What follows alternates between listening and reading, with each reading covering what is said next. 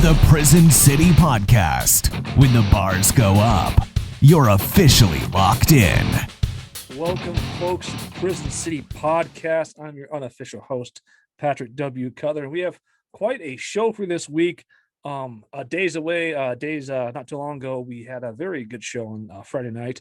This might be a little bit different of a show here. Less drunk people, you might say, but let's get to the topics for tonight's show. And no special guests this weekend. It's the main four panel here. And tonight's topic are we're going to talk about our local town here in Deer Lodge, where the prison is based. For you guys who don't know where Deer Lodge, Montana is, there was a fire recently, and there was some interesting stuff said on Facebook. I think it's a worthwhile discussion to have about social media and virtual signaling and stuff like that. It's a very fun, interesting discussion to have. The other topic we're going to talk about tonight is Simone Biles quitting the Olympics. A lot of that has entirely to do with mental health. I think mental health is a big issue in the United States right now, so we're going to talk about that a little bit. We're going to go through Facebook posts. The Delta variant is picking up some steam here, so I think that's a lot of fun.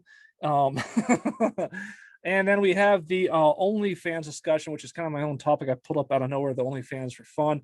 So without further ado, I want to address something here, a serious topic here.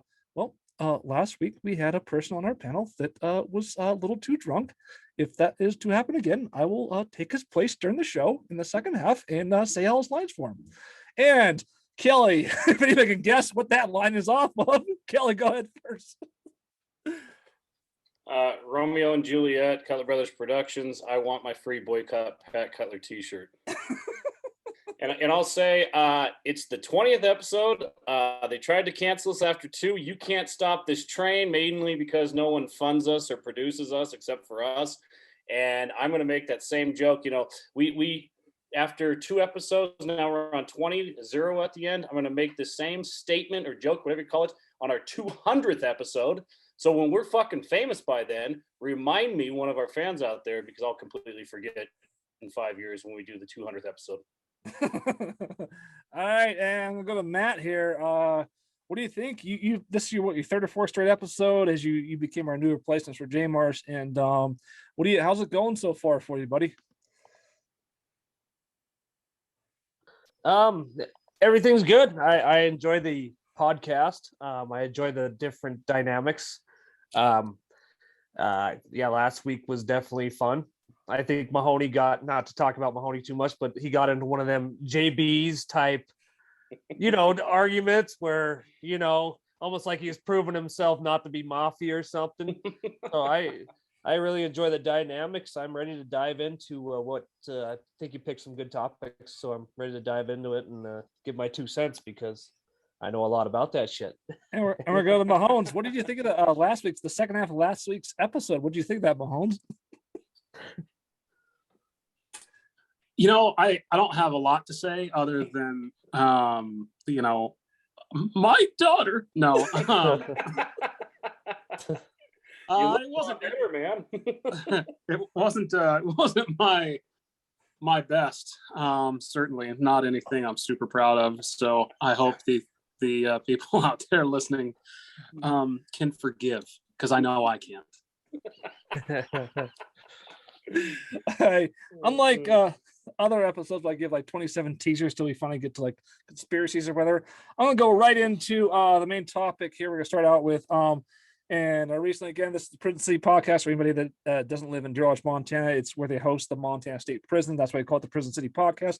So we have not covered like a Deer Lodge story in a while here, and a lot of people tune in to listen to Deer Lodge stories or whatnot. So today we're gonna start out with the big time Deer Lodge story. There's an unfortunate fire. It happened Friday night, right before the podcast.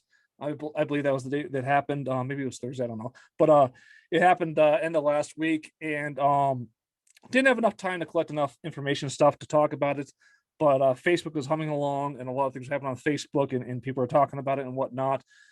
So basically how this topic starts out is we have this thing called virtue signaling on Facebook, and where something happens, all of a sudden everybody decides to go on there and act like they're the big fucking hero, and look at me, I'm going to be a big hero by slamming somebody else. So with this Deer Lodge fire that happened, and a lot of condolences goes out to the family. It was a terrible, tragic event. People went to Facebook in Deer Lodge immediately to virtue signal and tell everybody how great they were and how evil these other people were. So we're gonna start this out. I'm gonna load up this screenshot here really quick. This is gonna be interesting. Just a second here, folks. You on audio, I'm gonna read the screenshot to you. And I think some people know whose screenshot I have up here, but it's totally anonymous, so nobody's going to see who it Joel actually. Garcia again. It's Joel Garcia again from last year's last episode. So here we go. There's the screenshot, folks. And this person doesn't live in town, but he's affiliated with Deer Lodge and stuff. And it's like basically what the fuck happened in Dodge yesterday with the fire. Seeing lots of posts, but not fully piecing it together. From what I can gather, folks were in the way. Being married to an RN, I understand the importance of time in emergency situations. Basically, get the fuck out of the way, people. Let the folks who are trained do what they need to do. Just my 2 cents. And that first post, that's not a big deal. It's pretty much not a big thing. Nothing offensive there.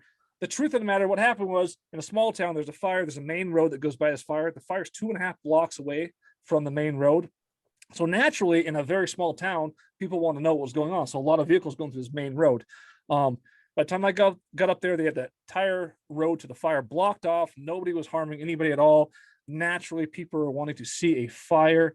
And then we jump into the comments section and things get a little fucking nuts here. And I'm going to just read off the comments section here really quick. It gets a little bit ridiculous here in the comments section. I'm not going to say this person's name. It was insane. People were lined up down West Milwaukee trying to see part at the ranch supply store. I had left dinner and we saw the fire. So we hooked it up with so-and-so. It was terrifying. Pedestrians were yelling at our guys. One cop started telling one of the firemen to get control of the people and get them out of there. It was a shit show all around, except the firefighters. Everyone needs to stay the hell away from any scene. At one point, I had to go to the other side. Could barely get there because everyone wanted to snail trail past the scene. Oh my God. All right, Kelly, go to you first. What do you think about this? Well, yeah, the original post is fine. It's just like what the fuck happened there, and get the fuck out of the way. I mean, that is true. Like, get out of the fireman's way and stuff like that. And then yeah, the comments got a little ridiculous, and it's like when something big happens in a small town, just like the Rialto fire or anything else, some of the terrible things that have happened in this small 2,000 person town, people are curious, and that's part of why people are going past, they're taking pictures and whatever.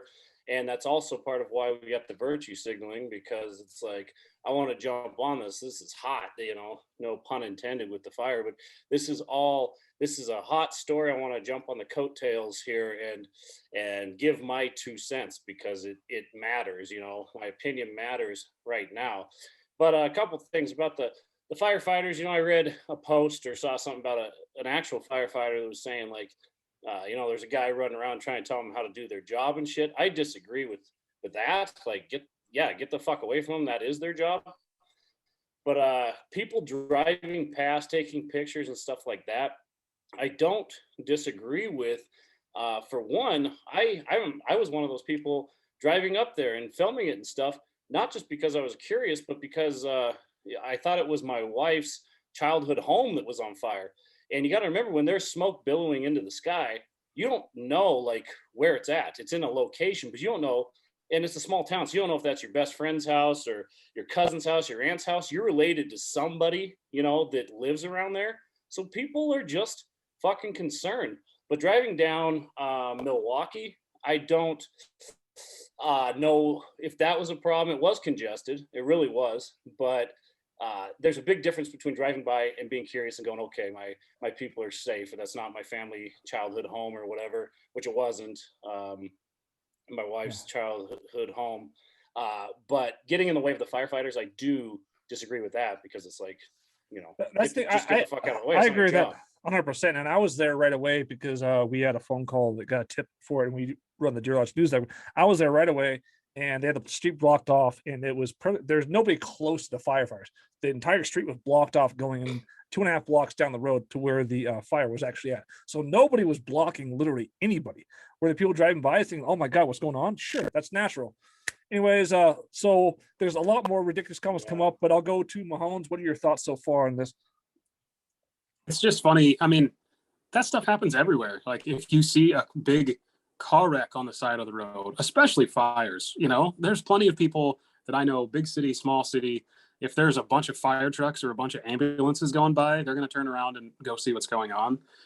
It's just, for me, and I don't know if this also happens everywhere, but it feels like it happens mainly in the small towns, like especially where we grew up, where if something happens, people try and put themselves into the situation, like not so much like, oh, what if that was my house? Like, no, I need to connect myself to this in some way, like the famous examples of always like when there was a Grizzly or Bobcat player that does something good in the NFL. Someone's like, oh, my cousin went to a party with him. Like, no one gives a shit, but they're just trying to connect themselves to it. And that's all this is too. Like if there was a fire in town when I was there, like growing up, I for sure would have like got in my car, hopped on my bike just to see what was going on. Would I get in the way of the firefighters? Like, no, I don't think anyone's actually that dumb, but you can't say that didn't happen if you're trying to make yourself a part of the story. Yeah. And Matt, what do you think about that?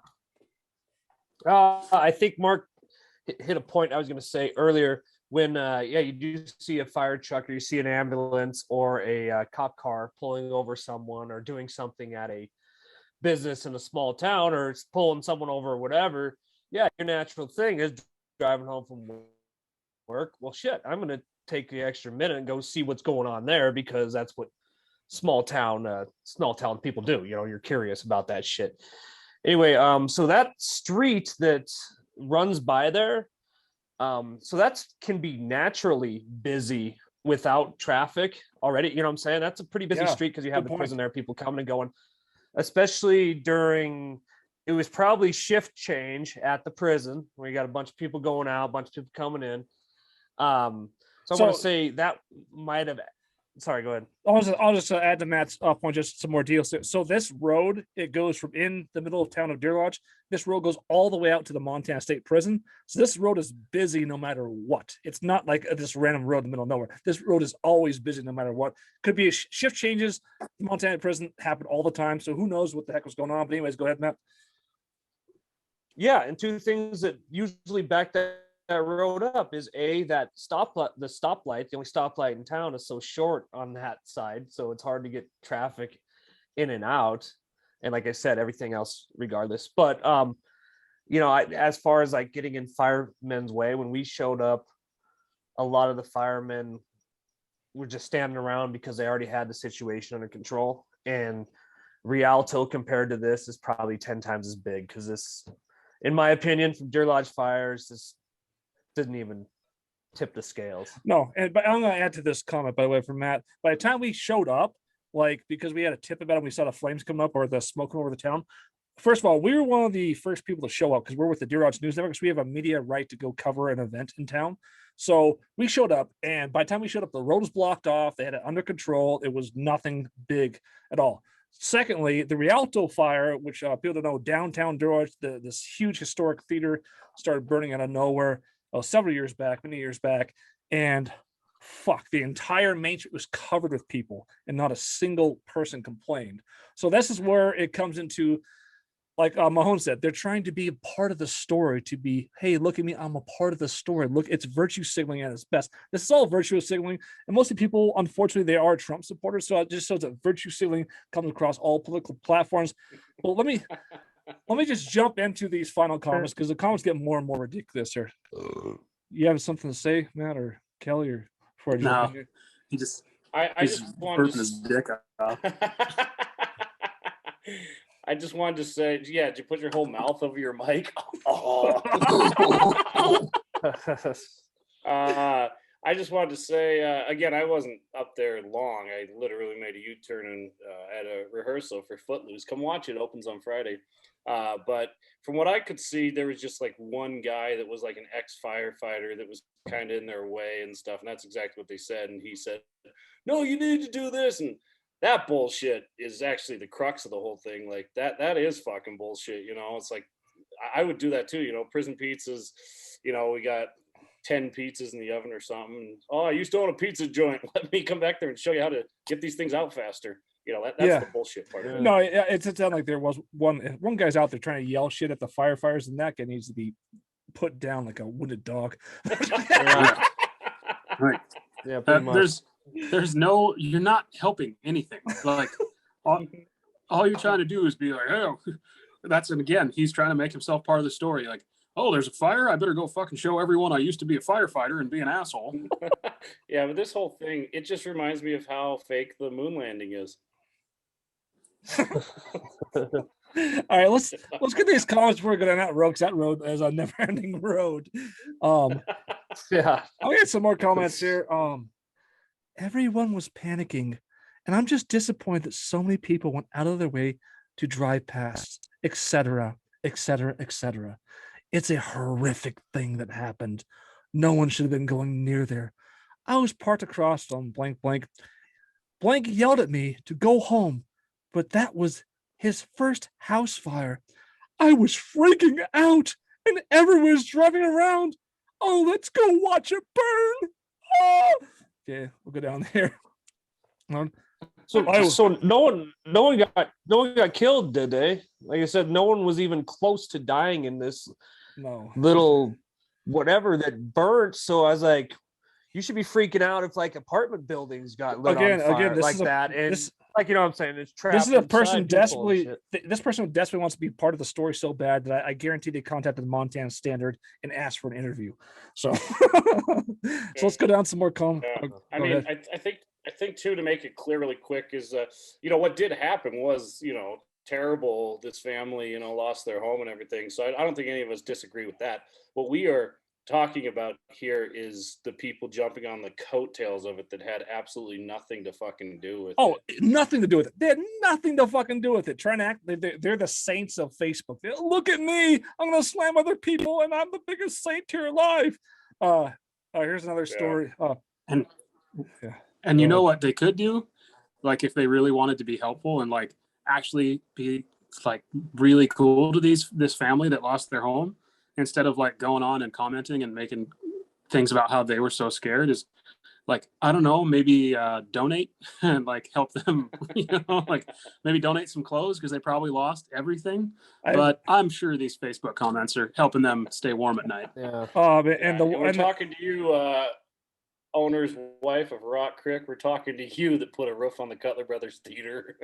and so I'm just going through these people's profiles right now because I'm a psychopath. But everyone that's saying these things, I'm just to be honest with everybody that's saying all these virtuous signaling things, Mahomes, guess how many of them posted a clear and obvious link to help support the family of this terrible tragedy? Guess how many? I am gonna guess zero. None of them posted anything about helping the family. None of them. But they're I good. I just like how all of them, in these comments are like, and no one should have been around there. I was just there to see it. Like, no one should have been around. What the fuck were you doing there? Yeah, people also posted the other way. They're like, oh, did you see the fire? No, I didn't, because I was at home working and staying the fuck out of people's way. I was like, oh. Did you really need to comment that there? Here, I'll pull these last final ones. They're so ridiculous. I was coming down from pulling my trail cams when it was just a smolder, and it looked like the whole town was there watching it. It was sickening. It gets so ridiculous.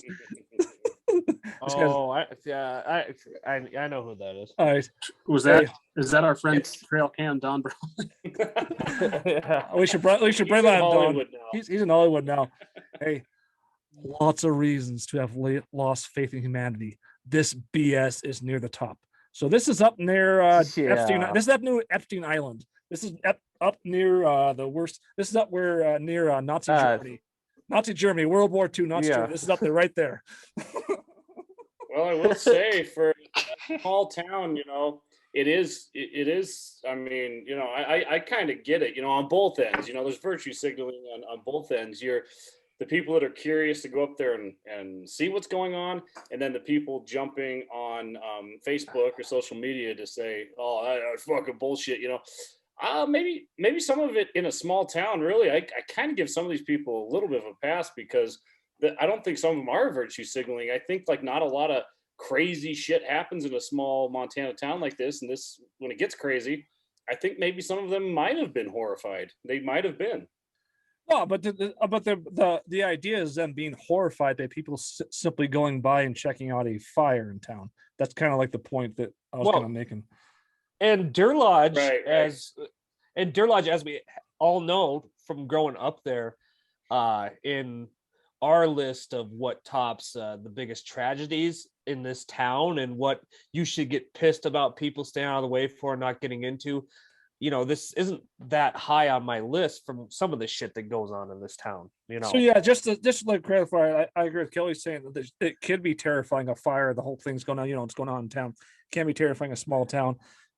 The problem is when people come out and they're using these things to bash other people. That's where the virtue signaling takes place. Where it's like you're propping yourself up. But yeah, from a standpoint of a small town, you see a big fire going on, it is terrifying.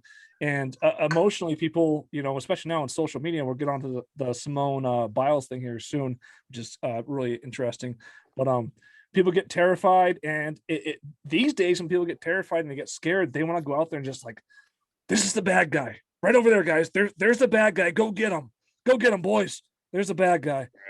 But well, building burns down in Chicago and New York. Most of the people there, 99% of them don't even know.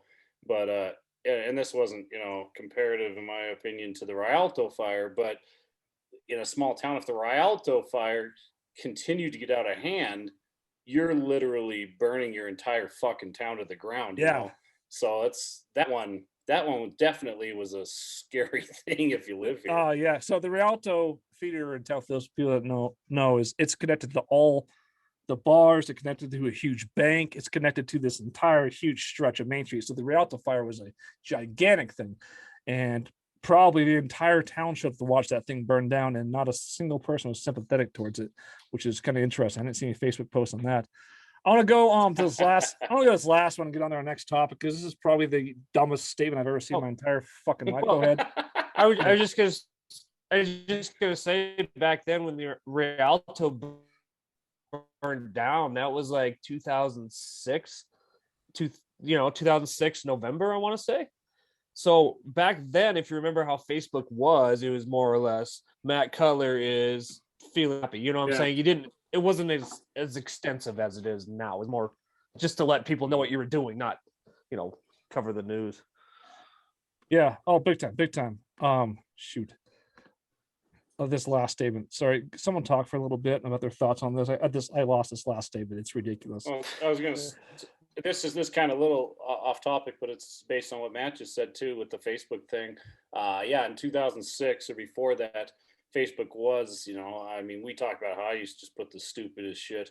I'm feeling horny today, That was oh god, that was my favorite. It was like your friends are seeing it or whatever. But and all of the none of this didn't exist back then or even 100 years ago. It was just all said like to your family or friends or behind closed doors. So Facebook has really exposed the hypocrisy and the stupidity, and just this shit is not new. It's just like exposed now, like a curtain opened, and we're all like, that's what the fuck's going on behind the scenes. Oh, it's just it's proof that we're all just kind of shitty in our own little way. And that's some people are more shitty and they try to act like they're not, but like we're all kind of shitty. I'm a shitty guy sometimes, and I'm sure there's people out there that hate my guts, and maybe for good reasons. And if you do, I'm sorry. I was just being shitty that day. Hey, Mahoney. So if my next Facebook post just says I'm feeling horny today, will you put a like on that puppy for me? I'll put the care button they have that hugs the heart. I'll put that one on there. I'm currently working on a guest for next week's show here. By the way, folks, the reason we're releasing this current one is we have Footloose rehearsal down at the Cutler Brothers Theater. Check that out, Footloose Cutler Brothers Theater, the next 3 weekends. Crunch weeks right now. So these guys just came off a Crunch, the shortest day in Crunch weeks. So we're rushing this one out right now. Footloose Cutler Brothers Theater next 3 weekends. Let's go to this last statement here. I'm not gonna say his name, but this is the funniest statement of all of them on the virtue signaling part of this whole thing. Is this guy? This guy was the last statement on this comment thread, so he probably went down all the little comments and said, "Oh, I'm gonna man up and hero up and be the hero of this whole thing." Here it is. The traffic was so ignorantly stupid. There was no reason for the amount of people that came through and were in that way. I watched one lady go around the block 3 times. The amount of tickets that should have been handed out at minimum $500 a piece at minimum. Have no idea if they even cite anybody anymore. So his request is that he wants people cited for driving down a public road that's not blocked off. $500 a piece. What do you think about that, Mahomes? Well, again, I think, he was so pissed off that people were there, but he was there long enough to watch someone circle the block 3 times.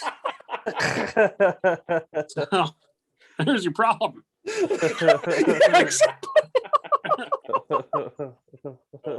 Oh, God.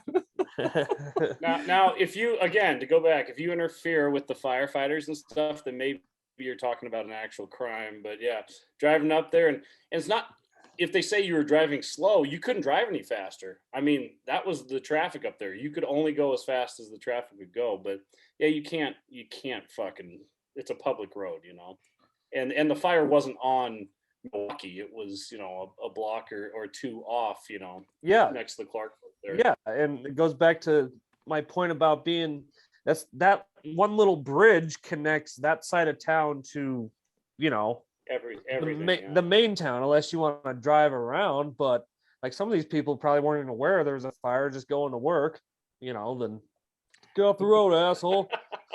Yeah. If they weren't aware there was a fire right there, they were fucking. You know what I meant. Going, whatever. Right. Yeah. Maybe they're blind going to work. They're blind. Yeah, driving their car. There's a fire. Yeah. All right, I'm gonna share this really quick. I'm gonna end this topic here. This is a fun one to talk about, though. So if anybody actually wants to support this family instead of leaving their comments on Facebook and virtue signaling, here's the information here. Help support them. It's https. The whole thing. GoFund.me/1552426F. Once again, GoFund.me/1552426F.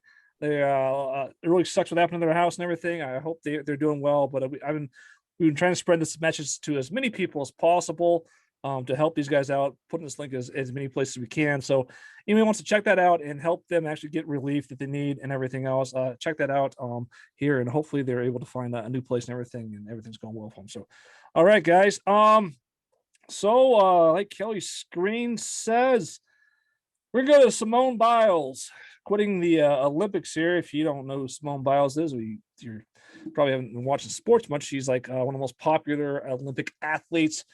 She's 24 years old, is amazing in gymnastics, and she is really, really fucking good. Some background: 2016, she said she was dedicating her performance to the victims. If anybody didn't read that part, I think it was Larry Nassar. Larry Nassar. Larry Nassar. Okay, he was the Yep. Sexual harassing guy that worked for the Olympic Committee for like the U.S. and everything in Michigan, and he sexually molested a lot of different people and whatnot, mainly girls and stuff. So in 2016, Simone Biles came out and she said, "I'm doing this entire performance for all the victims of that horrible tragedy," and she did pretty well or whatnot. And then obviously 2020, the Olympics were canceled. Now we're here 2021. And she's the big star. She's on all kinds of fucking commercials and everything else. She starts competing, doing well or whatnot. And then she gets to a certain event and whatnot. And she starts just doesn't have it all of a sudden. She suddenly doesn't have it or whatever. And mentally she can't go on anymore because mentally she's having some issues. And then she there's no physical injury to her whatsoever. She just kind of quits. So I'm not there right now. And she kind of quits. And this is the Olympics. This might be her last run. I mean, this probably is her last run at being at peak performance, and she kind of quit on her events and her team and everything. And what do you think about this whole the way the media's covering it? What do you think about this whole thing, Mahomes? So, and I love the Olympics. I love watching the Olympics every 4 years. obviously love watching track and field. That's everyone on this podcast competed in that in some way or another. So it's really fun to watch the best in the whole world go against each other.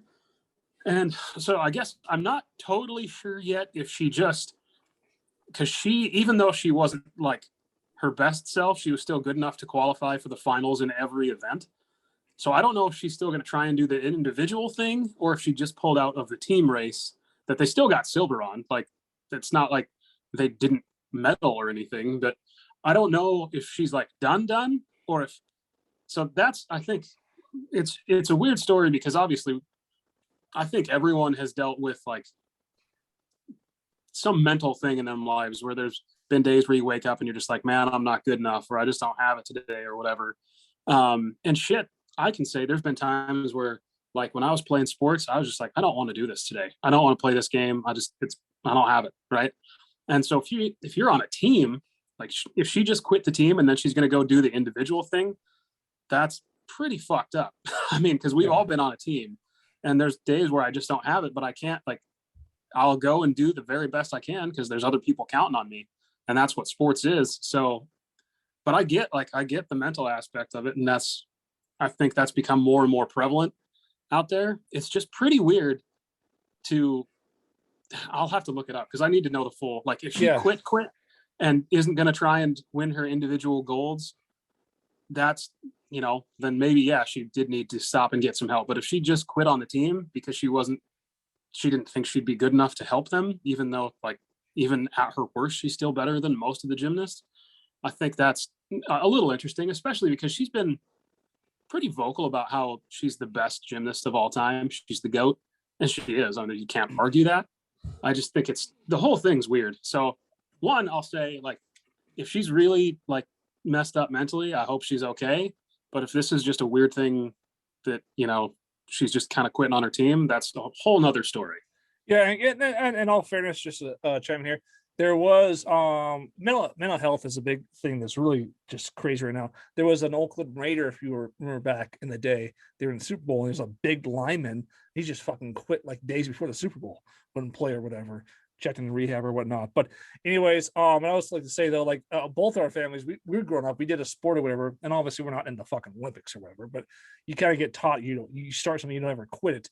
Today's society though is a lot different, where it's like, oh well, you don't feel good about yourself, well, you can just kind of quit and do whatever and whatever. So that's the only problem I have right now off the bat. But Matt, go ahead. What do you think about this? Yeah, I saw a clip from Biles today at her Olympic, and the move amazing. Like I said, I have never seen someone twist that way so many times in the air. It just blew my fucking mind because from what they're saying, I don't know if you guys are going to dive into this quite yet, if you're going to talk about it, but what they're being talked about, the curve, they're saying that she is now on a curve. Have you heard that? Where, she can only max out a certain amount of points each run because it's unfair to all the other athletes. Oh, really? So she's so much better than them? That's such horseshit. Horseshit.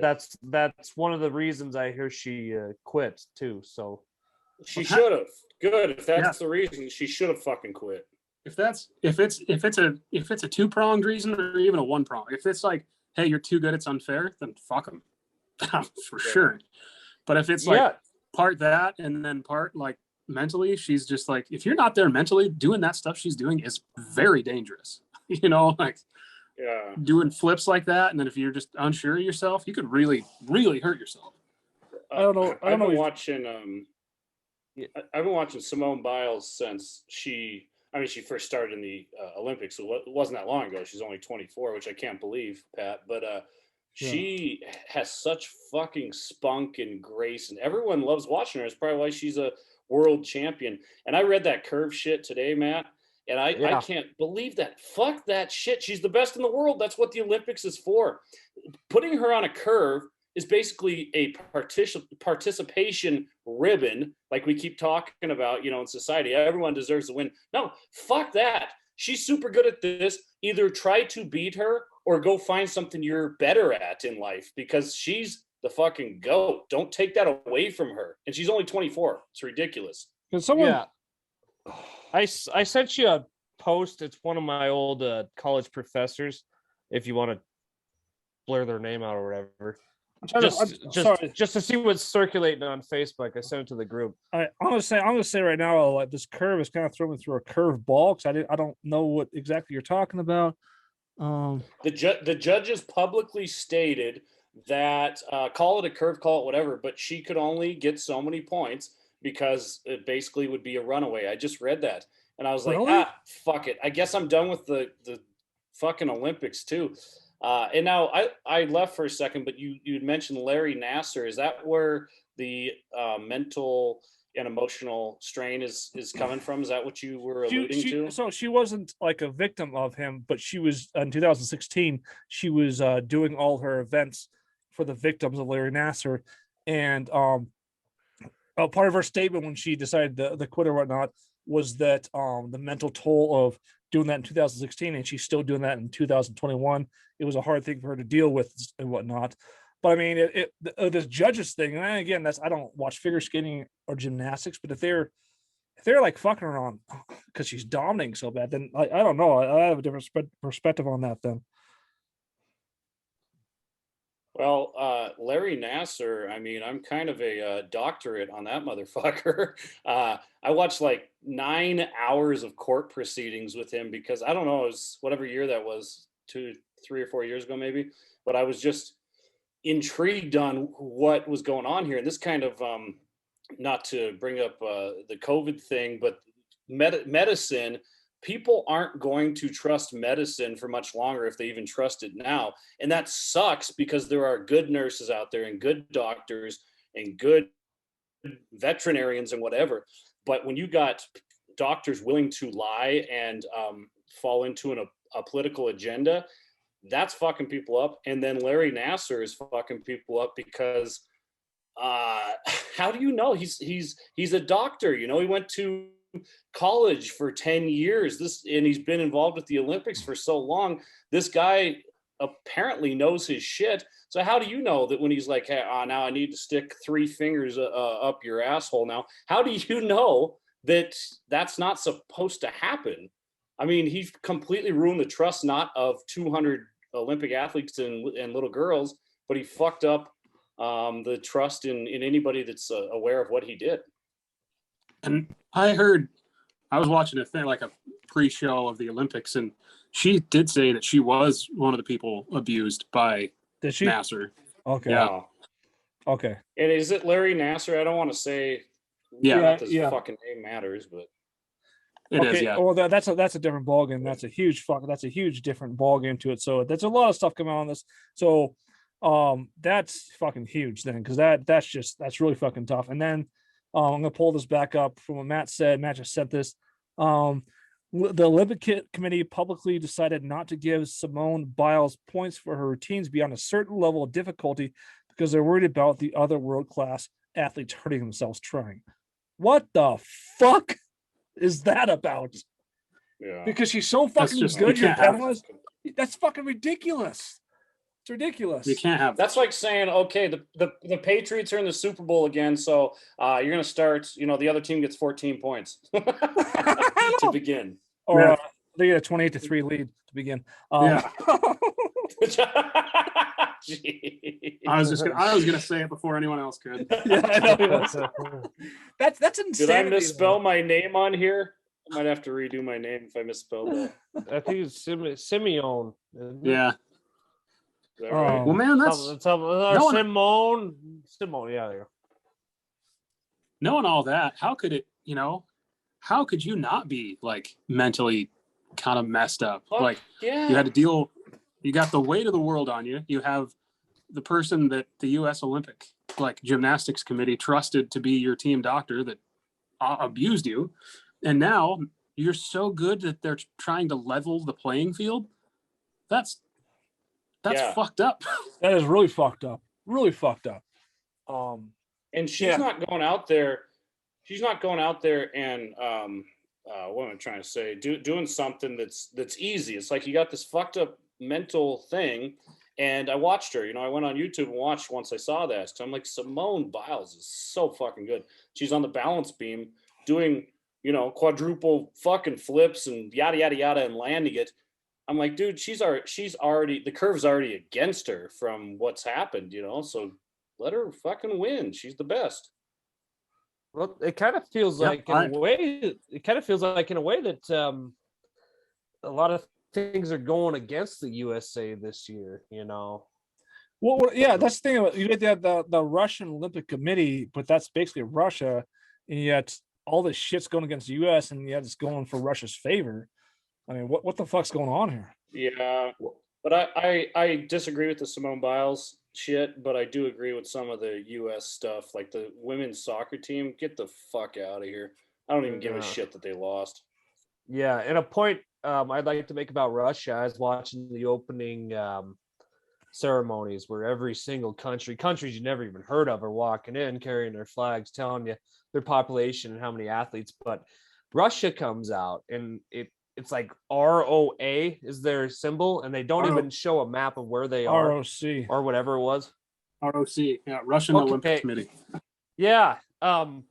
And they said in Japan something like they will not say the name Russia or show it because of a feud they had in 2014, which I thought was very interesting.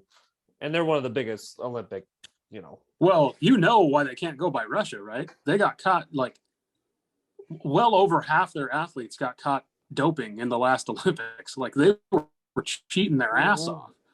And so they're banned, like, the country. They can still, for me, it's a little fucked up that they can still go around it. I guess if I was an athlete that wasn't a part of that and it was 4 years later and I was getting punished for some shit I didn't have anything, I'd want to compete in the Olympics. So what the fuck is the point of getting banned?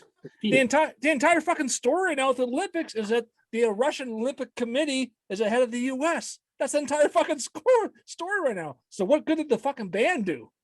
You banned shit. Not much. Yeah. I guess they can't play the Russian national anthem when they win medals. I mean, that's about it. You think Pete Carroll over there in Russia is not going to claim a championship this year? No. Yeah. It's like whoever wins the Super Bowl, okay, whatever city you won a Super Bowl with, we don't like you because of feud, so we're going to say you won the Super Bowl, but we're not going to tell anyone where you're from or show it to anyone. Oh yeah, big time. In a way. Big time. Well, Pat, I know we don't have enough time tonight, but that Larry Nassar stuff, you're right. I mean, we could really do a podcast, at least half a podcast, just on that motherfucker. He's almost a Epstein type. I mean, without the money, he's the worst. He's got some fucked up stories. He's that guy's a creep. Yeah, he's the kind of guy that could make even people that don't believe in the death penalty really believe in the death penalty. He's just a grade A pile of garbage. Complete piece of. He's in prison for now for a non-murder thing, which you say pedophiles and fucking rapists and shit get off all the time. I think that motherfucker got 234 years in prison, and the judge, who was a female, maybe a feminist, I don't know, which usually I don't relate too well. We don't see eye to eye. I was totally behind the judge, and she read him the fucking riot act for 2 hours, and I watched the whole thing, and I was like, yep, fuck you. This guy just sat there like this the whole time, just like this. If you can't see him looking like a complete douchebag. Yeah, he is the worst, man. I hope he's having a really hard time. I hope he's serving hard time in prison. Yeah. So he didn't fuck up the lives. He didn't fuck up the lives of just his athletes. He fucked up the lives of anybody that's in the medical profession. Yeah. They especially males. Especially male doctors. Now, if you ever are a gynecologist or something, you're like, I gotta do this. Every girl that's aware of Larry Nassar is gonna be like, do you really got to do that? I mean, it's just a fucked up situation, Very much. Yeah. Super fucked up. And then, yeah, imagine trying to be the next coach for gymnastics or trainer from gymnastics. Yeah. Could there be a more scrutinized person in the world than that guy? guy or girl. Yeah, I think Yeah, I it's think too, in a position of, authority like that, I think you start, because you're getting new people and you're starting to move your way up into the glorious. He was in college, right? Or he was a college. right. You know what I'm saying? Like, I think you start taking advantage of your authority, being like, okay, I can do whatever the hell I want. And I'm sure, Mark, you see this at your level in some ways whatsoever, where people start to feel invincible. I mean, you see that in everything. I mean, that just doesn't matter what you're doing. You can see that, and as soon as someone feels like they have a little bit of power, they're probably going to start abusing it a little bit. Yeah.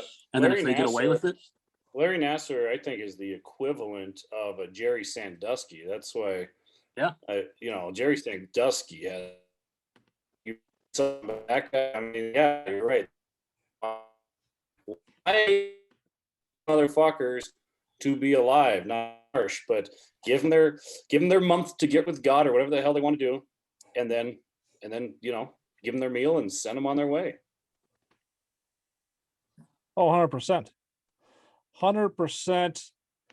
Let's go on to the next topic. I think we nailed that one enough. Probably not. We probably haven't nailed that as much as Larry Nassar has nailed girls, but we'll move on here. Besides his wife. And here we were having a nice talk, and everyone finds we're the worst people on earth. Then you got to go and do something like that. we were right on track. Okay. I don't think we have any more Facebook posts to talk about, so we're going to our next topic here tonight is the Delta variant. Third COVID shot may be around the corner. Everybody, they said the third COVID shot may be around. Masking here. There's so many different stories you can go off of the Delta variant increasing COVID deaths and whatnot. And I got a few pictures here I'm gonna show with everybody as we talk about this. It's really interesting stuff here. But you hear the common thing. I think everyone's probably heard it by now, is that people who had the original COVID shot or whatever aren't having the effects of people who didn't have the COVID vaccine or whatever. And you hear bullshit stats like, well, 99% of people who die of COVID right now, that they weren't vaccinated. Okay, now, well, 99% of people who eat a banana fucking die compared to 99% of people who don't eat a banana. It's like you can credit 99% of people who get in a car compared to 99% of people who don't get in a fucking car. It's so fucking misleading. It's a fucking joke. And that's why Mahomes is officially stepped out again. It's so fucking misleading. It's so misleading. It's such a fucking joke. But I'll go to you, Kelly, first with this Delta variant and things coming up. And I mean, I got some stats here. I'm gonna fucking destroy all these mainstream narratives because it's such a goddamn joke. What do you think about everything going on, from maybe going back to shutdowns, to mask wearing, to a third vaccine, to people who didn't get the vaccine? And what do you think about all this bullshit? Well, if there's going to be a third vaccine, there's going to be a fourth vaccine and a ninth vaccine, the 100th vaccine. I think it was last week Mahoney hit on it too, where it's like we did what you asked us to do. Everybody was pretty much on the bullet train, the COVID bullet train, at least for a day, if not a week, if not a month, if not a year. But that bullet train of people with the Delta variant and everything, people are just falling off left and right, going, nah, we're not doing this. We're not doing this forever, And that's my only take on it. I don't even read or look at the Delta variant because it's, who gives a fuck? I mean, again, it goes back to trusting medicine. It's like, what if there's actually something that's extremely dangerous out there, like polio or AIDS, and it comes out today, nobody can fucking believe it. This is a really dangerous and precarious spot we're in, and people are just falling off that train and I guess trusting their immune system. So who knows? It's gonna take a long fucking time before people trust medicine again. which is sad because there's really, really, really good fucking. The problem is, okay, there. people still don't understand out there are narratives. The media spins narrative. It's all about narratives. So there's an article the other day. It said a conservative radio host who was against COVID suddenly is deathly ill with COVID. Did they report on all the other conservative radio hosts that were against COVID that didn't get fucking sick at all, even when they had that? So it's like, it's about the narrative. They pick and choose stories. People don't understand. You pick and choose stories and plug it in to fit the narrative. That's what's all fucking about.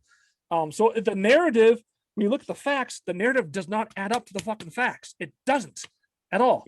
Anyways, Delta variant, Mahomes, you want to talk about this? I mean, the thing, like, I've done everything you told me to. That's what I said last week. You don't get to take it back now. You don't get to tell me there's something else.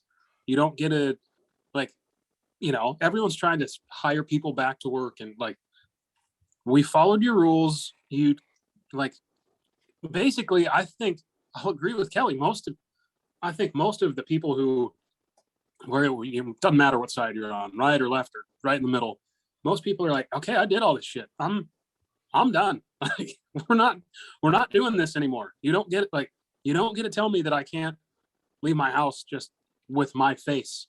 Like, I think everyone, even the people who are the most like terrified of this, are probably like, I'm just gonna, it'll be my own risk now. How about you just let me live my life? Yeah. And that's, Tony, it's like Army of Darkness. I followed your rules, now send me back. yeah. And that's because, like, if we're really going to do this, and the county I live in is at like some crazy, like 89 or 90% or even maybe more vaccinated, like, you don't get to put a mask mandate back when you promised us 70% and it was fine. You don't get to fucking change the rules. You don't. Well, and the joke on this is, I was in Florida for my honeymoon, went to Universal Studios, right?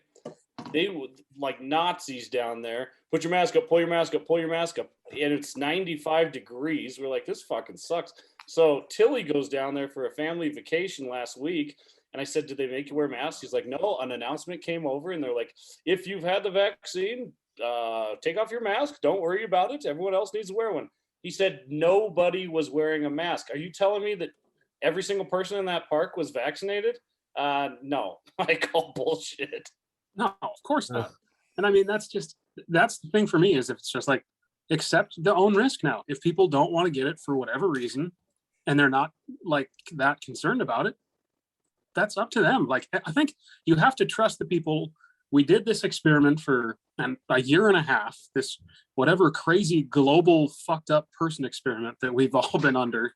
And like, it's time. You told us we could go back to normal. You don't get to like turn back the clock. Yeah, and going off what Mahoney said, just really quick, this is the second time around, or they're trying to push the second time around. I think this time really, especially in, me, Pat, and Kelly's position right now, just being in Deer Lodge and whatever, and Mahoney even coming from Deer Lodge, is ignorance is bliss. You don't watch the news, and you don't, I guess, see what people are enforcing and not enforcing, and see what's coming. It's almost better to live without knowing. Like, you step outside, oh my God, there's a fire. Let's hop in the car and go check it out. And nowadays, Facebook will tell you before you even go outside your house. Hey, so I'm gonna go over some data really quick here, because I know these don't fit the media narratives. So they're fun to go through. Here's first party data, and the top part, they're talking about the COVID-19, and moving average death was 223, 7-day average is 223. You go down here, and then they compare it to other deaths. So each day, this is 7-day average, by the way, for deaths for COVID is 223, 7 days. Each single day, 2,380 Americans die from cardiovascular disease, which probably a lot could be prevented if you just shut down all fast food restaurants. 405 died due to strokes alone, which is that's a hard thing to prevent. You probably shut down a lot of things to prevent that. More than 1,680 Americans decided to lose their battle with cancer each day. Again, there's things you can do to prevent cancer that you can shut down. 474 die from unintentional accidents or injuries. 332 die from Alzheimer's, and 240 lives in due to complications from diabetes.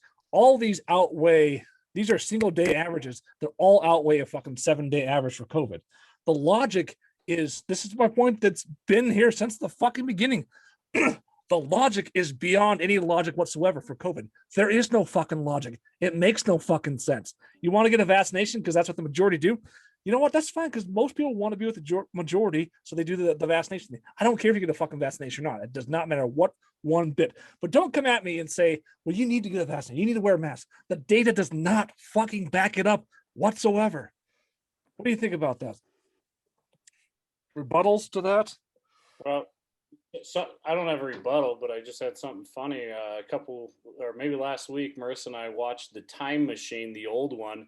And, we've watched that ever since we were kids. And that fucking movie is so, and I even told her, I was like, this is modern day society right here. Not as bad as The Time Machine, but it's getting that way, where you got the Eloy and you got the Morlocks. The Morlocks are the political elitists and the rich people and everything. They control everything. And the Eloy are just sitting there. They got their food, they got everything that they need. But as soon as that siren goes off,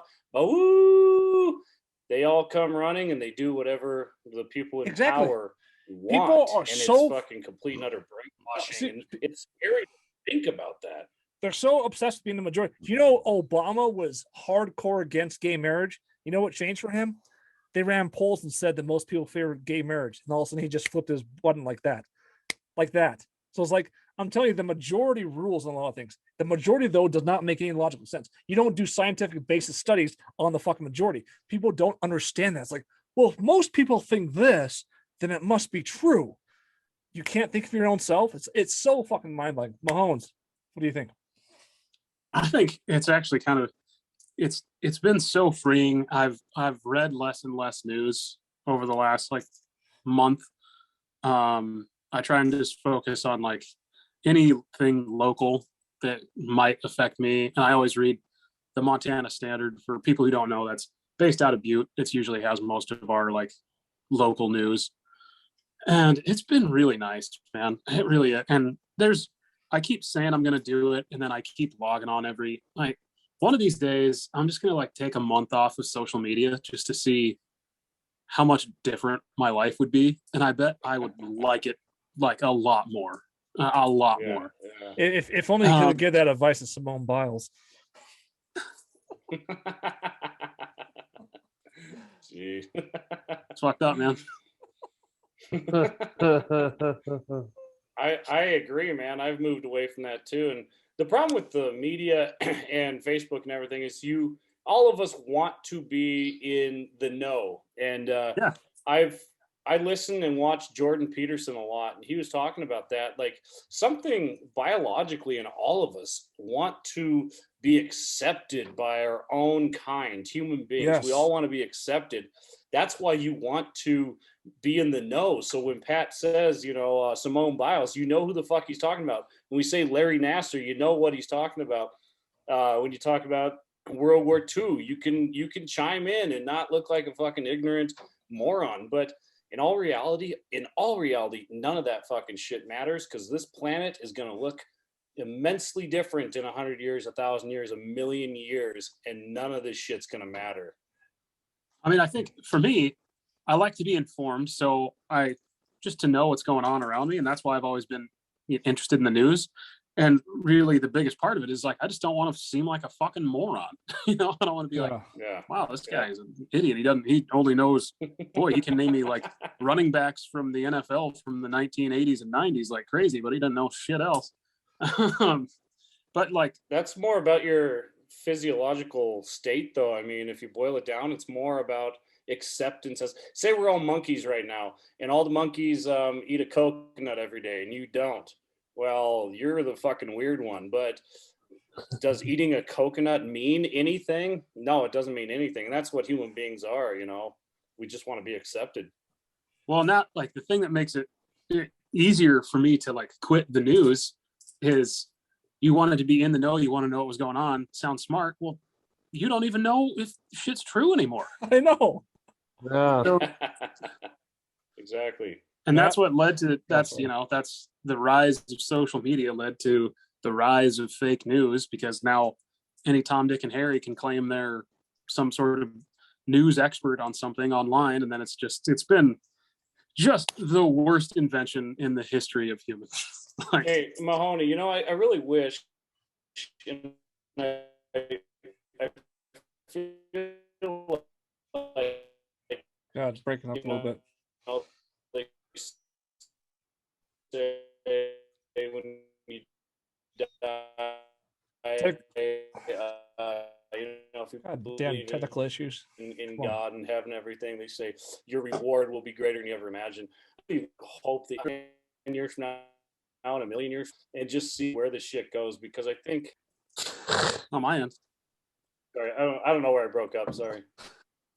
On your on God and miracles. Anyway, you were talking about God,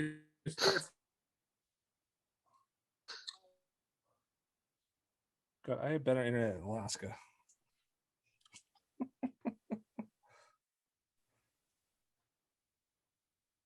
What the fuck? Hi guys, since I'm the base operator here from the recording my computer, I'll talk for a little bit. Having some technical issues here. Mahomes, can you hear me? I can hear you. Can you hear me? Yeah, you're a little bit off there, but it's on our end or whatever. Yep, I hear you now. I think we're back on here, folks. Kelly, if you want to complete your statement, you're talking about God and the universe and everything. Complete that statement.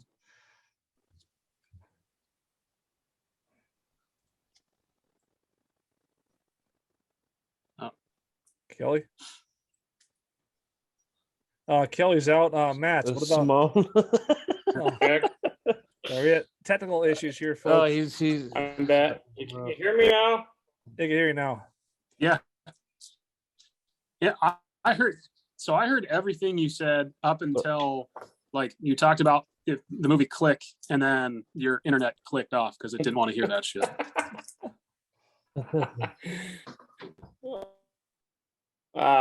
Yeah, maybe. Like, I'm like, hey, maybe we talked about certain obscure subjects and shit, and then they just click us off. Like, nope, the world is not ready for this shit.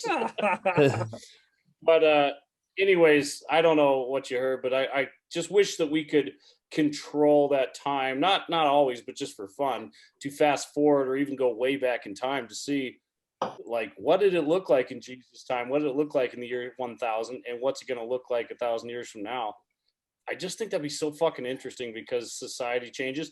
And again, the coconut analogy, what if that was like the thing, like to fit in? You better have a coconut in your hands. That's the exact same thing we're going through on a much more complex level as we know it. Yeah, I just want to go back in your. Oh, so I want to go back to your comment, Kelly, about the time machine. I actually watched the old time machine last week. Tell you the truth, probably the same time you watched it. Oh, you did? Yeah, and on the hill, it's a fictional movie, but it has a lot of good points. I'd say it's fictional because in reality, the Morlocks would fucking never lose. They're not going to have a guy come out of nowhere and solve all their problems for you, so they'd pretty much be fucked. But with that said, we're probably going to be the Morlocks eventually someday, the bad guys, because we can manipulate people and know that. It's so funny. And going to Mahomes' statement there, I want to comment on about social media being the worst thing in the world. So basically, and we talked about this earlier about Facebook, you go in there and say I'm horny, or whatever. I posted whatever the fuck I felt like on Facebook when it first started out, and it was fun. It was so much fucking open speech, whatever you want to say. It was so much fun. But we all took the platforms as like, oh, we have free speech now. We can do whatever our news programs now. We can put out our own viewpoints and all. It's so fucking open. We can do all this stuff. But what's happened over time is the big media corporations have still come in. The big billionaires, the big media corporations have still come in, and it's gotten worse because not only do they come in now, it's not like your TV set where they dominate your TV set. Now they manipulate the entire way you think through all these different ways on social media. So it's gotten way worse because they're manipulating everything you think or whatever compared to your TV set. You just kind of turn it on and watch. It's like, it's fake or what? Anyways, Matt. Yeah, if you want me to run off with your topic, I think that's right. Everyone's moving towards that digital age where we're all sitting on our phones and cell phones and whatnot. But just going back to the time machine thing, it goes back to conditioning a certain weaker race, or somewhat whatever naive race to do whatever you want. And you got these people like, local small people, I'm not going to mention anyone, who will, I hear this thing, and people we know, people who are friends with us, relatives, who, yes, they told me to do this on the TV, so I have to do this, especially in this time. So, yeah, I mean. Yeah, I got one question for you, Matt. Do you have a beer I could borrow up there? Yeah, Keystone. All right, cool. I'll meet you up there real quick. All right, Mahomes, go ahead, take away. What do you think about abortion and COVID? Yes, I'm not gonna talk about what he just said. I will talk a little bit about what Kelly mentioned, and it got me thinking. Like, man, maybe we are kind of monkeys carrying the coconuts, but instead of a coconut, it's like an Apple product. Like, you gotta have your iPhone, right? You gotta have and if you don't have it, you're the weird monkey. Yeah. So that's an interesting thought that I've never really. You think of shit on fundamental terms like that, it gets a little scary because that's a good analogy. The Apple iPhone, that was something else 100 years ago. That was something else 1,000 years ago, 1,000,000 years ago, whatever. So that's just fucking that is scary, man. And I don't want to be like Mr. Patriot here, but they say like freedom isn't free. I never really thought about that too much as a kid, but the last year I've thought like, man, we do have like extraordinary freedom in this country to go out and drink beer and watch football games and think our own thoughts. And I'm like, that is something we probably need to protect, because if you lose that, that's fucking scary. That's like going backwards, Oh yeah. I mean, look at North Korea. They don't. You want to talk about total control and not being able to think your own thoughts, and hell, a lot of those people don't know where their next meal's coming from. I mean, we can complain about whatever we want, because that's, everyone thinks that their side is right, like whatever political side you're on, but we are super spoiled. I mean, we talked about that before. The one thing, I think I've said this before, so I apologize for repeating myself, but I'm going to rip on social media one more time real quick. How Pat's point of like, it started as this free speech thing, and then the corporations came in. He's not wrong there. And then the other thing that happened that really fucked up just news in general was everyone got on these different social media platforms, and they wanted to try and make a name for themselves to like gain a following.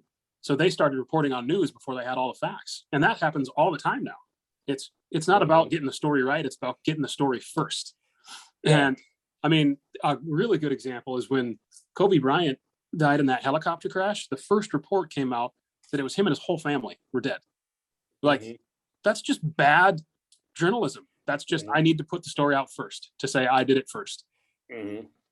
Exactly. Yeah, it's scary. It's scary.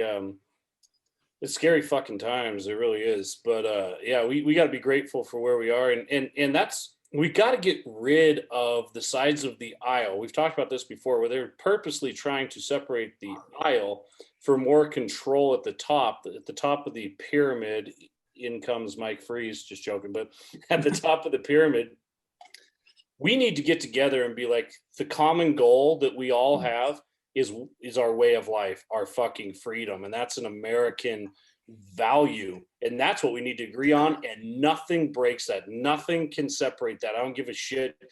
Gay marriage, any of these fucking topics, nothing breaks that. Okay. We need to stay free, because I mean, you lose this, there might not be another civilization on earth that's ever as free as we've been in our lives. At least not for a long time, and that's fucking scary. I want 2 points there too. One point is that it's so weird talking about media stuff. It's like with the UFO stuff and the UFO things now suddenly they're saying, oh, the UFOs exist. All these classified documents come out. So you always have to wonder, well, why are they releasing all this alien stuff to everybody? Everybody's like super interested. What is the ultimate goal? Because usually they say, look over here, look over here, while they're doing something completely opposite over here. There are many predictions that we're heading towards a black swan event for a financial collapse.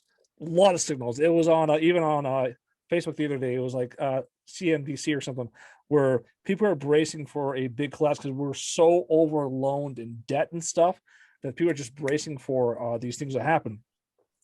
The second point, though, that I wanted to make was that I can't remember the second point because I just wanted the first point so bad.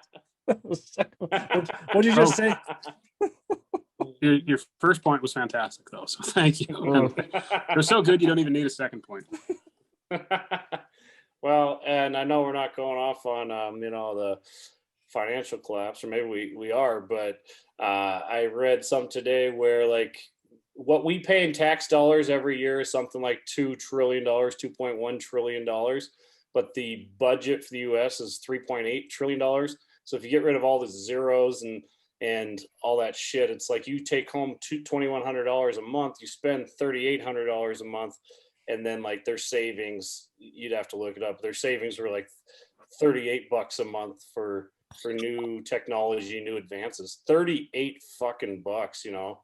I mean, we are in big trouble. And come on, can't there be some fucking financial like secure people at the top that can fully manage $2.1 trillion?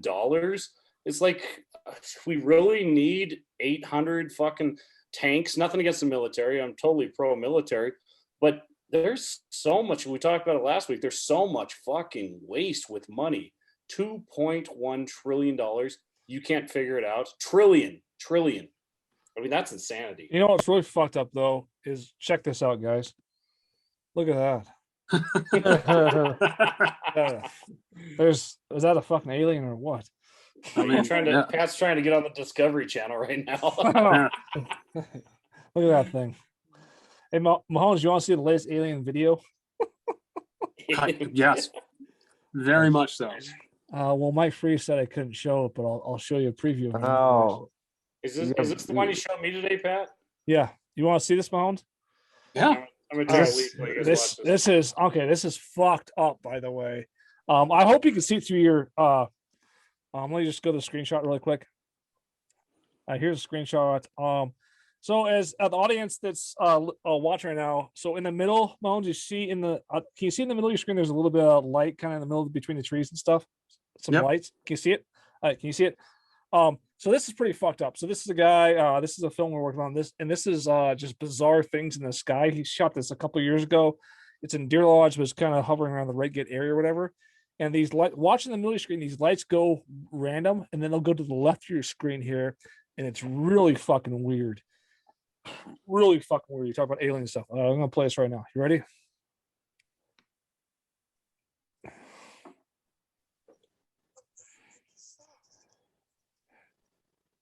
They go to the left.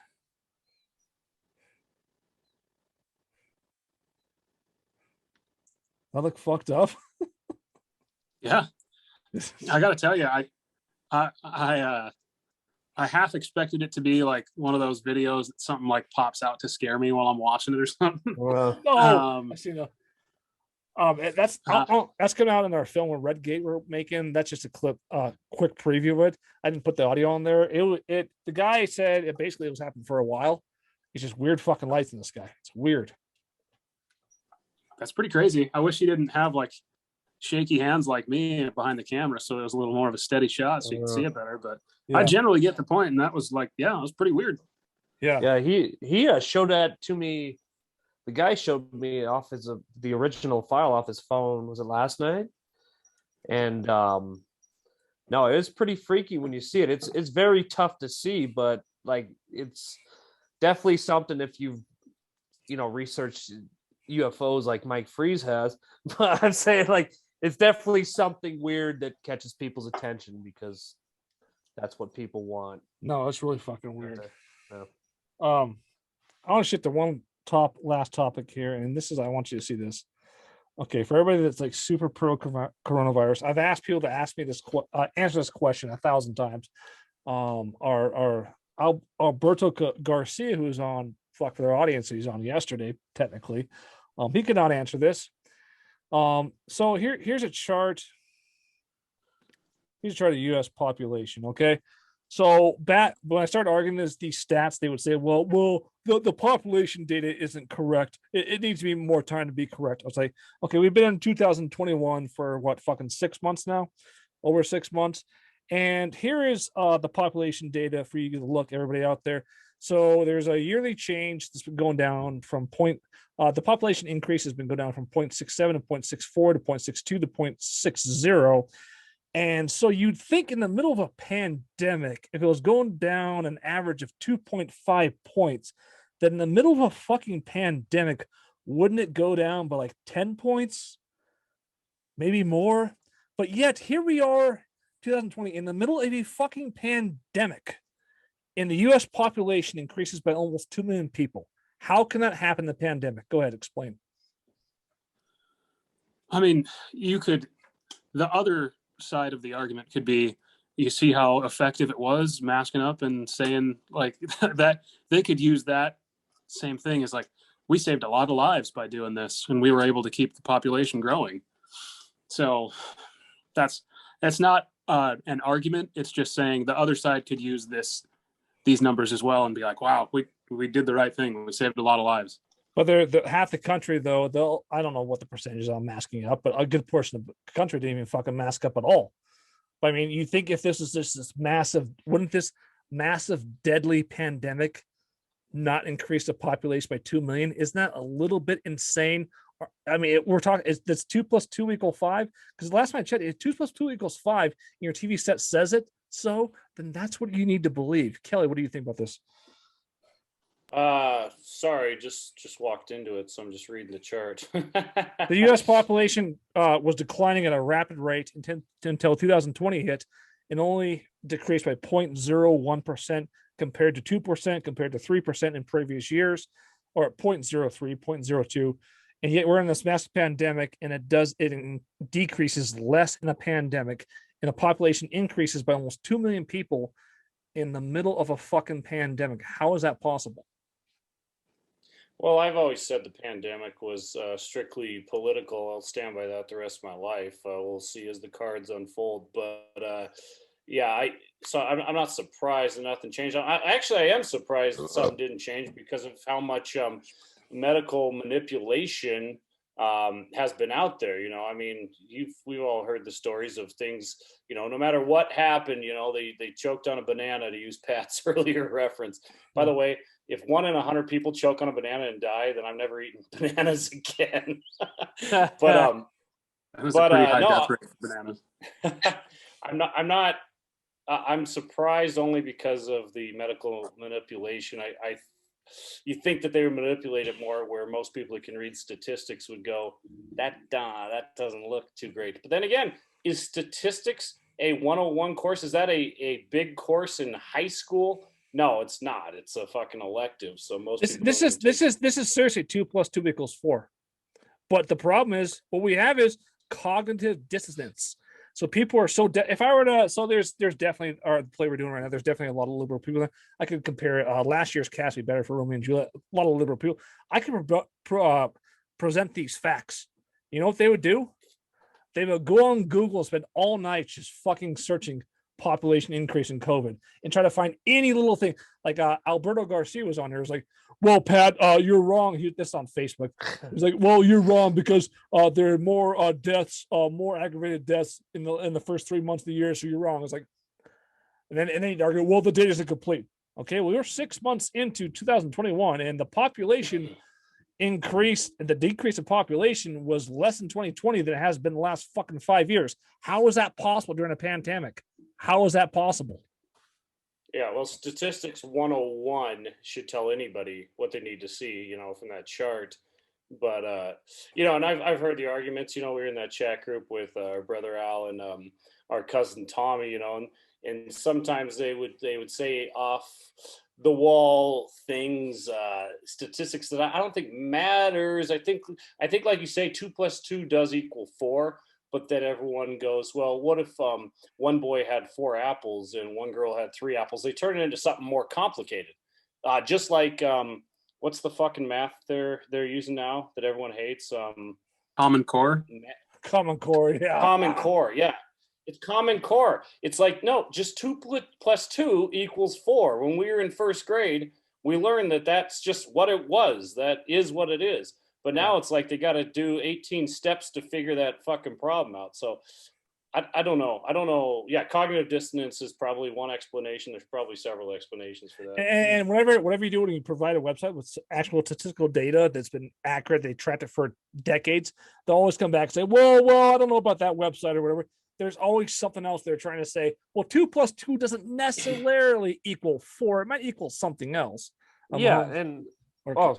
No, go ahead. I was just gonna go off, Pat, what you were saying earlier, how you Google something, the next thing you know, it's all over your Facebook. So if you're liberal, conservative, or whatever, obviously Facebook and Google and everything else on the internet is going to find out pretty quick, okay, this person's this way, so I'm just going to flood their page with this. Next thing you know, you're getting freaking sponsored news articles. Yeah. And a lot of us are naive as fuck, or ignorant as fuck, I should say, going in there like, oh my God, this has to be real. You know what I'm saying? Yeah, well, I'll say this too for Mahone's, Mahone. I don't know how much experience you have this, but I have a lot of experience in social media marketing and ads and stuff. I've studied it so much and took courses on it. It's fucking so powerful how they track what you look at, they target it specifically to. It's insane. So they can manipulate into thinking one tunnel vision thing, right? I mean, yeah, it's they can get down to like stuff that you wouldn't think generally they would know just from social media, like not like this easy stuff like where you're at, but they can get like you know your household income, things that you are interested in buying, other ads you've clicked on. Like they can really target. It is a very dangerous and sophisticated advertising method. What's that movie, Pat? The Social. It's on Netflix. Social Dilemma. Have you watched that, Mahomes? Yeah. It's so fun. That should be a required video to watch for everybody. Yeah. I'm surprised that they allow that to exist. You know, in common, modern times. But I watched that, and it's like really they're giving away Facebook secrets. That's a little unveiling. Opening the curtain a little bit. It makes sense. So I was a couple of years ago. I'll admit this. I was what I was trying to build as a business was a Facebook marketing and business and stuff. I took all these different courses and everything else, and I quickly learned in these different online business programs and stuff is that like they all came down to fucking Facebook marketing because it's Facebook ads specifically because it's so fucking powerful. It's so powerful. It's so ridiculous how bad you can manipulate people on Facebook. It's insane. So for a marketer's aspect, a big CEO, a big fucking business, it's not the same thing as putting up a billboard. You can now pretty much manipulate people to buying anything you want and hit the right target and everything else. Well, and it's sorry, one thing, Mahoney, if you're on Facebook all the time, we all know this, you start seeing something like, okay, I'm getting married next month. All of a sudden wedding dresses and flower advertisements are popping up, and I just noticed like I started like stopping on Facebook because there's like a cool video of a snake eating a fucking antelope or whatever, and now every single time I'm on Facebook it's like every 2 stories another video, and I watched like 3 of them, and then all of a sudden I'm like, this isn't even like my friend's story, this is just shit that I've enjoyed watching. This is fucking scary. And I still watch the videos because they're entertaining as fuck. The only point I was going to make is just it's because people shit on Facebook and like, I don't go there. It is still by far the most powerful marketing. Like, Facebook owns Instagram, and it's not even fucking close. Like none of the other ones.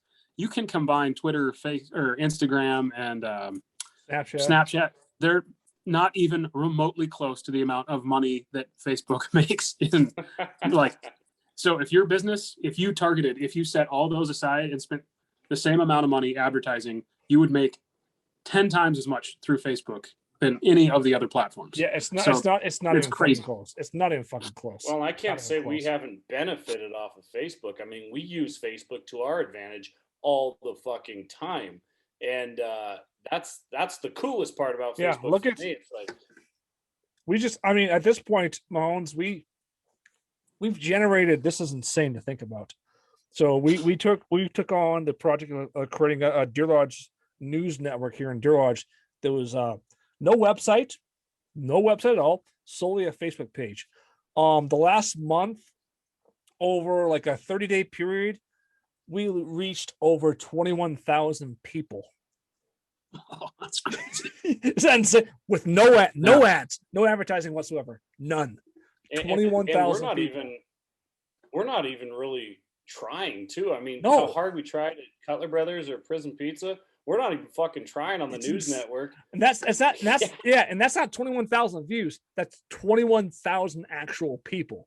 That's how powerful Facebook is for a town that's the size of 2,000 people. And actually, one quick plug for the Deer Lodge News Network. Earlier in the show, we were talking about that family who actually was affected by the fire.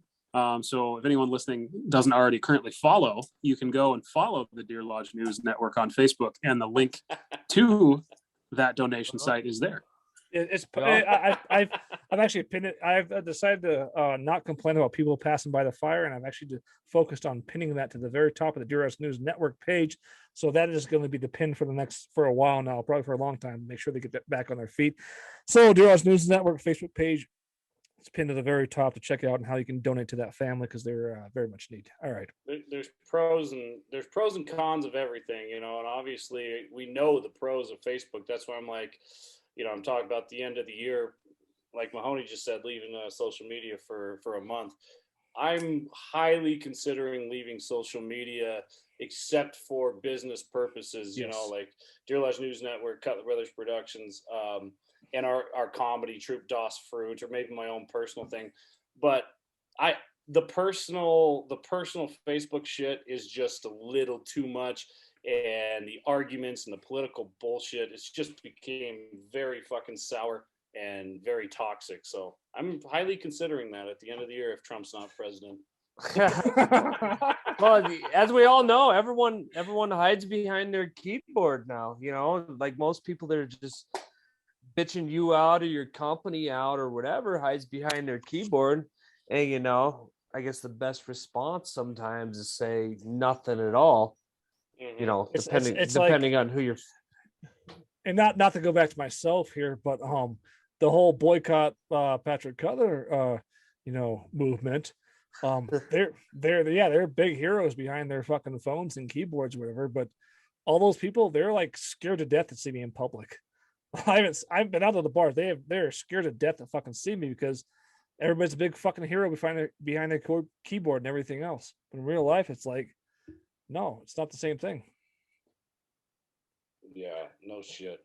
I mean, people say so much shit now. Like all of a sudden, everyone's super brave. Even like everyone in the world hopefully has worked in some sort of customer service industry just so you can have the experience of not being shitty to people. But even people that have, just like, they'll leave these Yelp reviews or they'll write these emails. You would never in a million years say that to my face, ever. Yeah, yes, exactly. Yeah, 100%, 100%. Yeah, no, and I agree with Matt. You're these keyboard warriors. You want to say whatever in the comfort of your grandma's basement, go ahead. But it doesn't justify a response anymore. That's not how old school business was done, and that's not how new school business needs to be done. And that's why I think there's a lack of employees because there's so much more in the spotlight nowadays. You burn a pizza, you fuck up a delivery, Prison Pizza, or Cutler Brothers screws up your ticket order or something at the door. And it's all like fucking put out there in front of the public. And most people can't deal with that, can't handle that because this is a transition happening from like real life to the digital. But I seriously just say, you know what? If you fucked up, make it right. If not, fuck them. And that's my literal approach as a boss, as a business owner, CEO, whatever you want to call me. Fuck them. If it's their fault, fuck them. Yeah, and honestly, some of the times, fuck them. Wrong. No. Some of the times, the best response is no response because then you make them think like about the shit they just wrote to you. Like, yes, yeah. Like I love giving people like, or if I've been in the customer service industry for a long time, and people say like just ignorant things to me on the phone, and anytime they do, I just let them sit there with that. I don't say anything. When they say stuff where they're looking to get a rise out of me, I just let them sit there with that dumb shit they said until you get to talk again. So after you're doing this for so long, Mahoney, customer service, and we've been in it for a while. Do you ever get a or does anybody somehow press the right button on you, or are you just acting the whole fucking way? Like, do I feel sorry for people, or do I get like you cut out there for a second? not sorry, but do you get angry, or do you stress yourself out over it, or do you just know how to handle it because you've dealt with it so much? A little of both. Like it depends on if I get caught at the right time. If I'm like really trying to focus on something else, like I have another side project that I'm really trying to take care of, and then someone calls me with some real trivial shit that's none of my concern, then it annoys me because it's like you're just wasting my time. Just hang up the phone, go fuck yourself, and let me do my job. But for the most part, like, dude, I can turn on that just, oh gosh, thanks so much for your passionate response. I'm really sorry that you had this experience. Like, I don't give a shit. Just trying to get off the phone and get on to the next thing. Yeah, so many people are so fucking deprived nowadays of leadership and of teachers. Not that there's bad teachers out there, but they're so deprived. They need literally a father figure, somebody they want. And Jordan Peterson says this. They want somebody to say, "Yo, you fucked that up. Do it right. Do it different." They need that structure in their life. And so many of us, I don't know if it's our generation, for whatever reason, we're all really nice people. We don't want to hurt people's feelings for the most part, but it's like they want that. They want their feelings hurt, and they want to hear, "Yo, you fucking, you're sleeping around." And it's hard because they won't say that to your face. They won't say, "I want this," or whatever. That's what they fucking need. They need that. Yes. Because and the rebuttal pad is never like you're always afraid, like, man, if I tell this person how it is, they're gonna fucking like lose their shit on me and tell me, give me the riot act. But the truth is, they don't say shit. If you just tell them the truth about themselves, they will back off and go, you know what? He's right. And it's probably better for them in the long run. Yeah, it is. And that's what I told my wife, and we're still together now. No, I agree though. Again, going back to Facebook, is the algorithm is so fucking manipulating, where it's like they only see the positive things. And the problem, I talked about this girl that works at Prison Pizza that's not quite all there in the head. Very good girl. I'm gonna see her tomorrow, most likely. But I guarantee he wants to hook up with any boy whatsoever, But a lot of it, she spends all her time on Facebook, just like a lot of people. And so what happens, social media is defining to people what's success and what isn't success. And the problem with Facebook is they only put the positive stories out. So every single person out there thinks that success is being married, having kids. That's all success is about. And that's the fucking problem, is like, and me and Kelly have talked about this. Success is not about that. It's about having a fucking goal, a passion you're shooting for every single day. Relationships come and go. Everything's up and down. You can't necessarily control all of that shit, but success is having a goal out there. But when people get so fucking brainwashed, where it's like, well, I'm not with somebody right now, so I'm a loser. Fucking Elon Musk is divorced. Bill Gates is divorced. Are they losers? It's like, you know what I mean? But I was just gonna say, and you notice the people on Facebook every single time they say, "New me, new life." I was like, okay, how many times have you posted this exact same fucking shit over and over again? New me, Jesus Christ. Jeez, that's probably my post coming down from Alaska to like, new me, new life, got divorced, COVID hit. All right, new me, new life. All right, I lost my fucking kids. New me, new life. I lost my cars, my house. New me.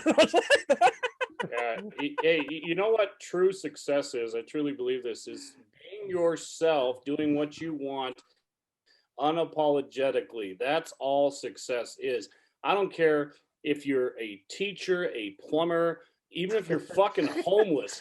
If that's what, I don't care if you're an alcoholic, a pothead. Sorry.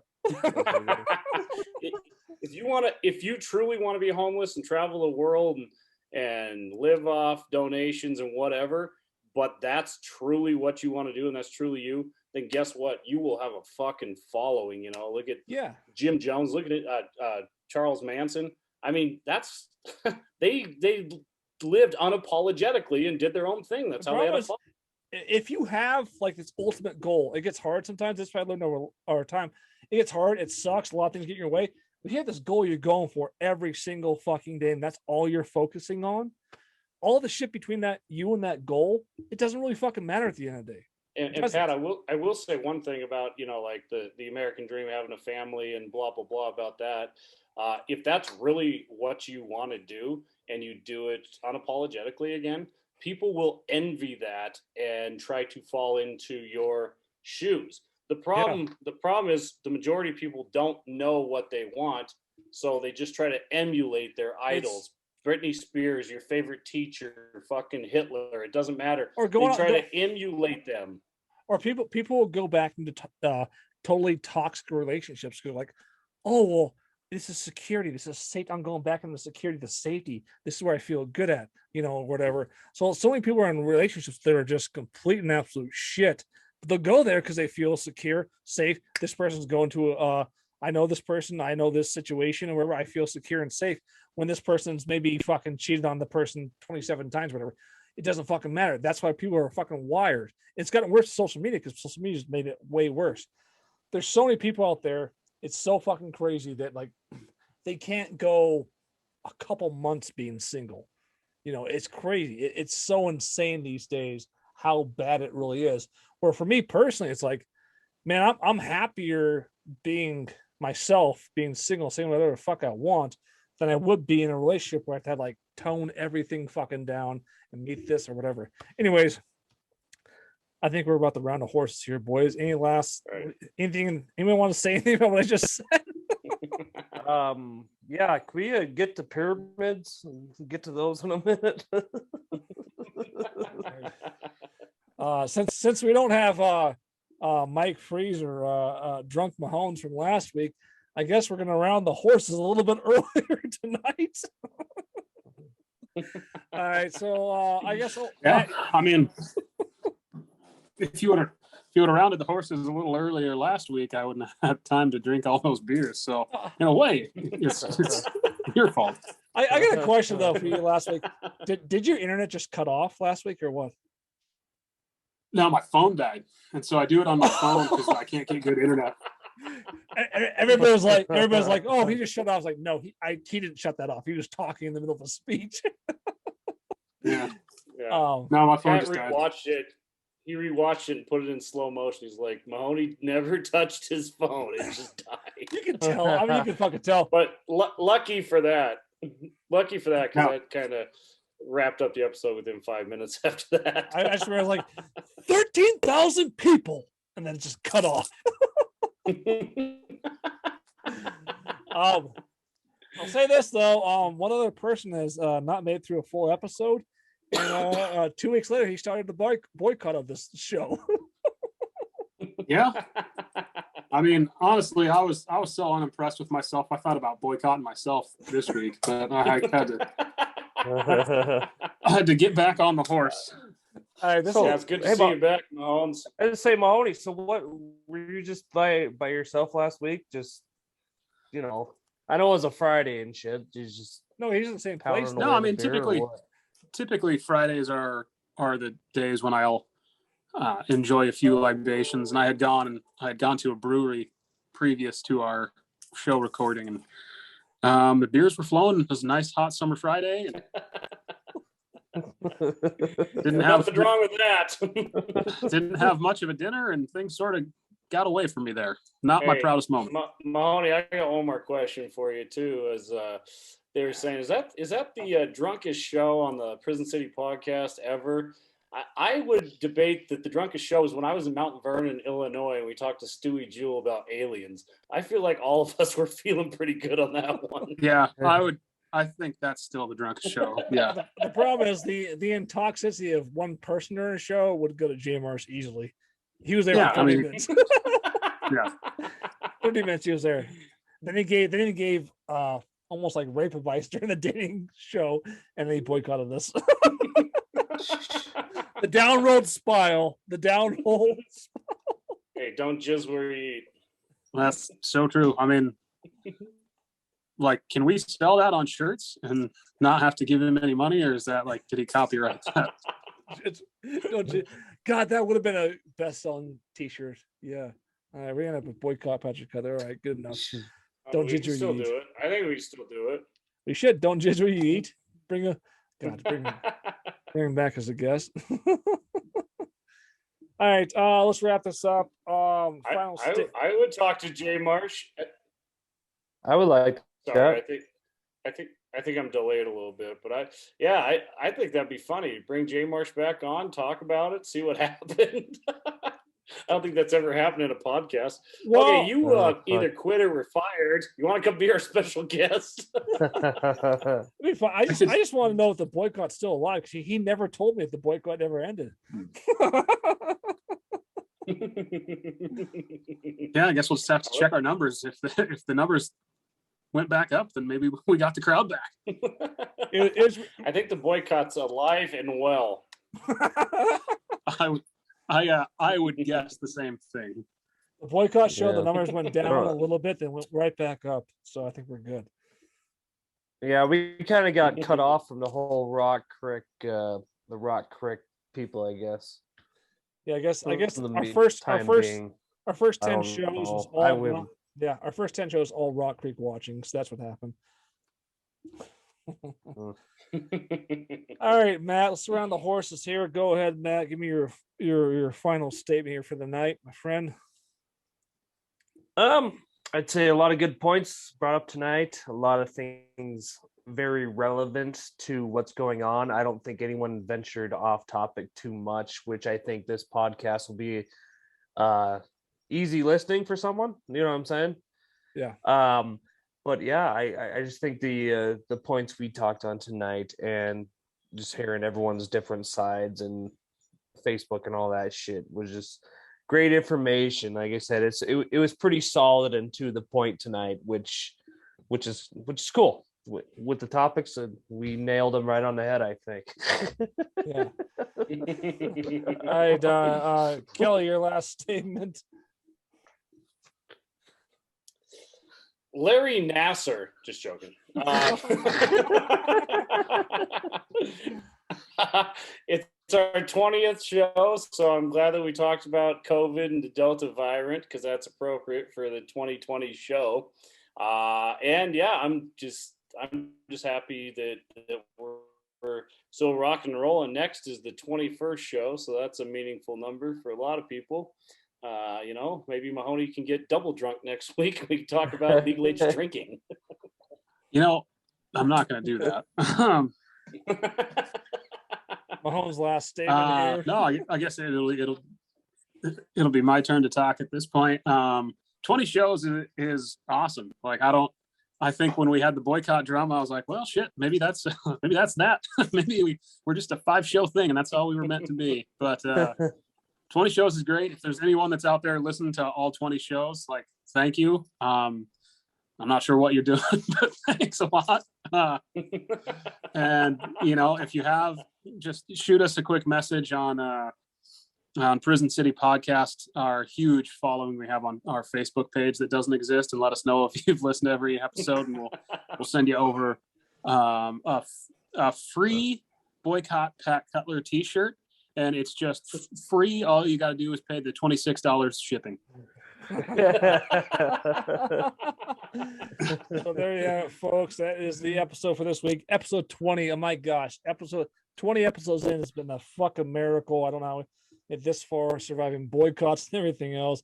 YouTube took down the COVID-19 episode. A lot of things to survive, but we're kicking strong, and a great show. And we'll see you guys next week when Mike Freeze returns to talk about the moon landing. All right. See you guys later.